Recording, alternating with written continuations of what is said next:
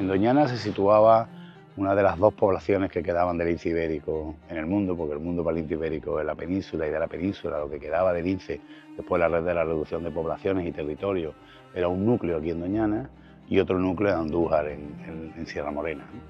Entonces aquí en Doñana se empieza a trabajar en la idea de un primer centro de cría en cautividad que permitiera ir asentando y recuperando poblaciones. Ese centro se empezó a construir y a diseñar a finales de los 90, pero tuvo éxito ya en el año 2005, ¿no? El año 2005 fue el primer año que se consiguió que nacieran crías en cautividad en un centro de cría que está muy cerquita. Bien, en 2002 yo creo, y lo cree mucha gente, que no había ni un solo experto, ni siquiera los más optimistas, que no pensaran que el lince ibérico estaba condenado a la desaparición. Estábamos en torno a algo más de 90 ejemplares en el mundo, porque insisto, el mundo era la península, y estaban localizados en Andalucía, los dos, uno en Doñana, unos 30 y algo ejemplares, 32 ejemplares, creo recordar, y otro en Andújar.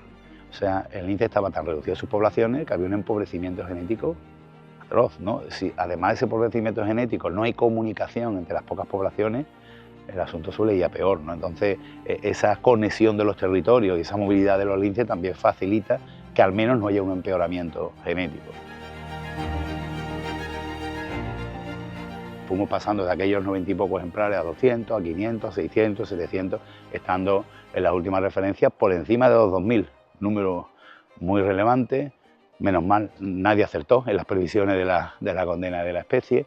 Y lo más importante, no solo el número, sino los territorios, hay bastante continuidad en muchos de ellos, lo que permite comunicaciones. Ya no estamos hablando del escenario de 90 animales en dos poblaciones muy aisladas de Andalucía, sino 2000 ejemplares en muchos territorios que además se conectan unos con otros. El territorio tiene que tener actitudes para el lince y socialmente tiene que ser posible. Los cazadores fueron aprendiendo, por su propio conocimiento del territorio, que el lince no es un peligro. Primero, que para ellos hoy día es un orgullo que haya lince en sus cotos de caza, pero es que además, desde un punto de vista estrictamente práctico, ya saben que cuando hay lince hay menos de los otros predadores. O sea, el lince, cuando se asienta en un territorio, está arriba de la cadena trófica aquí en nuestro, y de la jerarquía, ¿no?, de los carnívoros, y por tanto, cuando hay una pareja de lince o una hembra lince estable en un territorio, los zorros, los meloncillos, los tejones tienden a alejarse de ese territorio. Y eso lo conocen también, de modo que las sociedades de cazadores más cercanas al parque, en el Parque Nacional no hay caza, pero en el Parque Natural y en los montes de fuera, conviven con la existencia del lince, han participado en proyectos de recuperación, incluso algunos han sido premiados por el propio LIFE de lince, de modo que los agentes sociales, los cotos de caza primero, pero también las organizaciones agrarias y también los propietarios de fincas son una base fundamental, y ahora mismo aquí hay una realidad absolutamente pacífica y de buen entendimiento en ese sentido.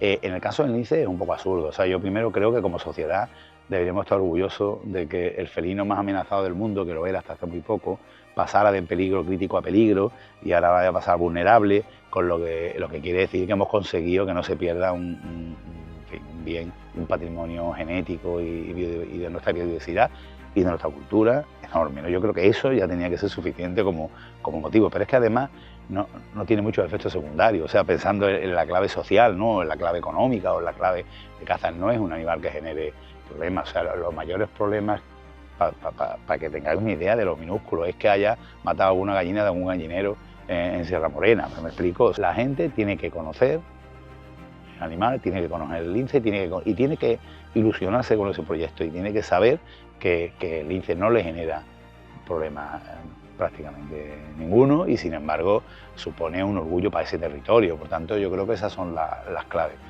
la sociedad, el acuerdo entre administraciones, los consensos, y trabajar las cosas con unos pasos razonables en la planificación.